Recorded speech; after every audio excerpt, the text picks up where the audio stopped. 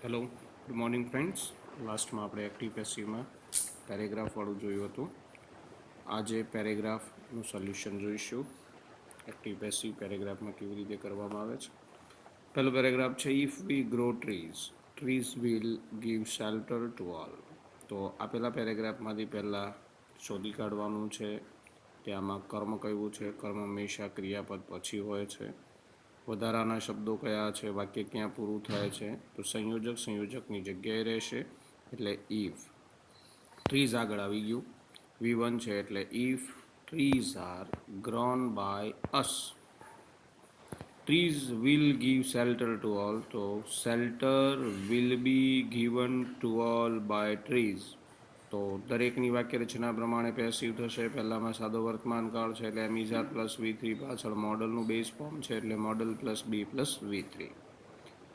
In past we took care of trees, તો in પાસ્ટમાં કોઈ ચેન્જ નહીં આવે, તો in past care of trees એટલે ઝાડવાઓની કાળજી.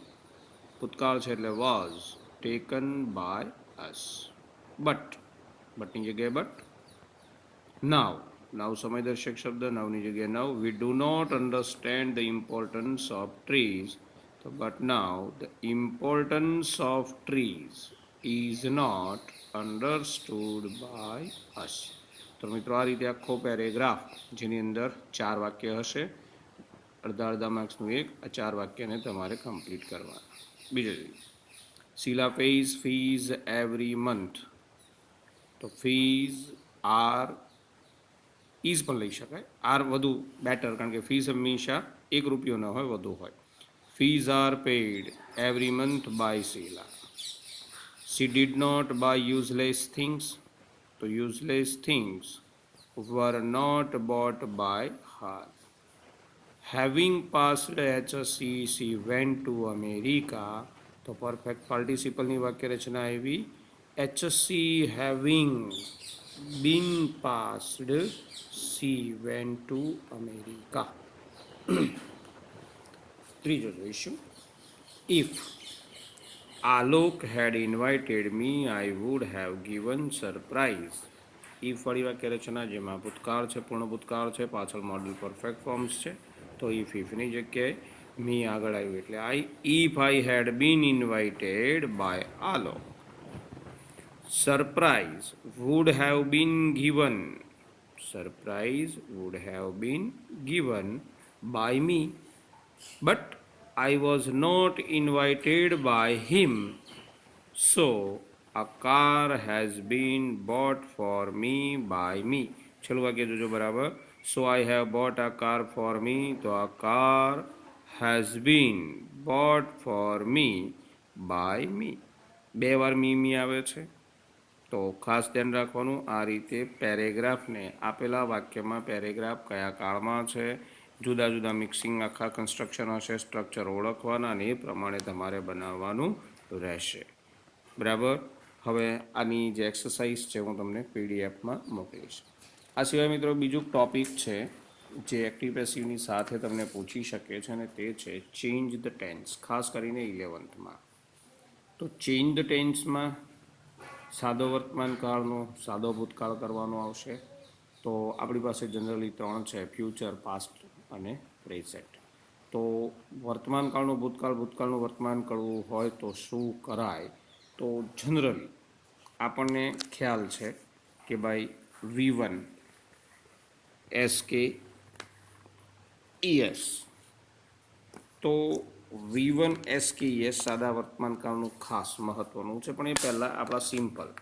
તો એમ ઇઝ તો વોઝ, આર તો વર, હેવ હેઝ તો હેડ, ડુ ડઝ તો ડીડ, કેન તો કોડ, મે તો માઇટ, વિલ શેલ તો વુડ.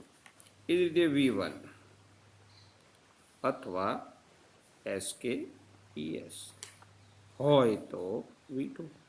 આ બધા આપણે ડાયરેક્ટ ઇનડાયરેક્ટમાં ભણી ગયા, એ જ નિયમ છે. તો કોઈ પણ કાળ બદલવાનું આવે તો તમારે ખાસ ધ્યાનમાં રાખવાનું છે કે કેવી રીતે બદલવું. મોસ્ટ ઓફ આવતું નથી, એક્ટિવ પેસિવ જ આવે છે, પણ કદાચ આવે તો. એક્ઝામ્પલ જોઈશું, Ramlal is a farmer, he works hard, he ploughs the field, he never goes to city. તો રામલાલ ઇઝનું થશે was, a farmer. He works hard, S કે યસ છે તો એનું કરી નાખ્યું આપણે worked hard. He ploughs the field, પ્લાવનું થયું ploughed, ED ploughed the field. He never goes to city છે તો હી નેવર ગોઝનું ભૂતકાળ થયું વેન્ટ ટુ સિટી. આ રીતે મિત્રો વર્તમાન કાળ અને ભવિષ્યકાળમાં પણ હોઈ શકે છે.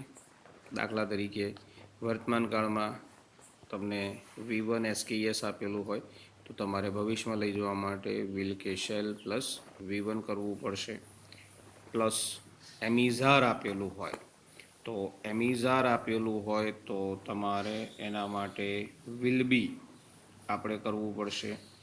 વિલ બી કરી દીધા પછી વિલ બી કરી નાખો પછી સીધેનું V1 આવશે. તો આ રીતે મિત્રો ચેઇન ધ ટેન્સમાં ખાસ ધ્યાન રાખવું. બીજા ચેઇન ધ ટેન્સમાં ખાસ શું ધ્યાન રાખવાનું છે તો 2-4 વાક્યોનો ફકરો પૂછાય ત્યારે એવું બને કે વાક્યમાં સાદો વર્તમાન કાળ હોય, બરાબર, બીજામાં ચાલુ કોઈ પણ હોય પરંતુ કેન કે વિલવાળું હોય તો સ્ટ્રાઇક લાસ્ટ ધીસની સૂચના જે છે એ તમારે બરાબર સમજવાની છે. સાદો વર્તમાન કાળને સાદો ભૂતકાળમાં, ચાલુ વર્તમાન કાળનું ચાલુ ભૂતકાળમાં, એ જ રીતે જ્યાં હોય તો આગળ જે આપણે લખ્યા એ પ્રમાણે ક્રિયાપદોને તમારે બદલવાના છે. એક્ઝામ્પલ જોઈશું. She wants to be a doctor તો she wanted to be a doctor.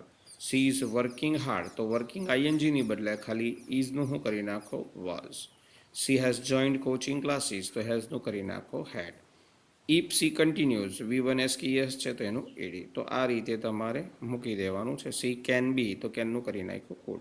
તો આગળ જે મેં ક્રિયાપદો આપણે લખીને બતાવ્યા ફરી એકવાર બતાવી દો તો એ ખાસ બદલવાના છે. ચેન્જ ધ ટેન્સ મુદ્દો હોય તો. બાકી આપણા એક્ટિવ અને પેસિવના પેરેગ્રાફની પ્રેક્ટિસ સૌથી વધારે કરવાની છે. એની એક્સરસાઇઝ તેમજ ચેન્જ ધ ટેન્સની એક્સરસાઇઝ બંનેની PDF હું જોડે તમને મોકલી દઈશ. જે ખાસ લખો. અહીંયા મિત્રો આપણું ટ્રાન્સફોર્મેશનમાં આપણું ટૉપિક પૂરું થાય છે. કયું? એક્ટિવ અને પેસિવ. યાદ રાખજો મહત્ત્વના ટૉપિક છે ડાયરેક્ટ ઇનડાયરેક્ટ, એક્ટિવ પેસિવ, જે આગળ પણ કામ લાગશે. તો ખાસ ધ્યાન રાખવાનું. આપણા અહીંયા 2 મહત્ત્વના ટૉપિક પૂરા કર્યા. આગળ ફ્રેમ ધ ક્વેશ્ચન્સ પણ પૂરું કર્યું.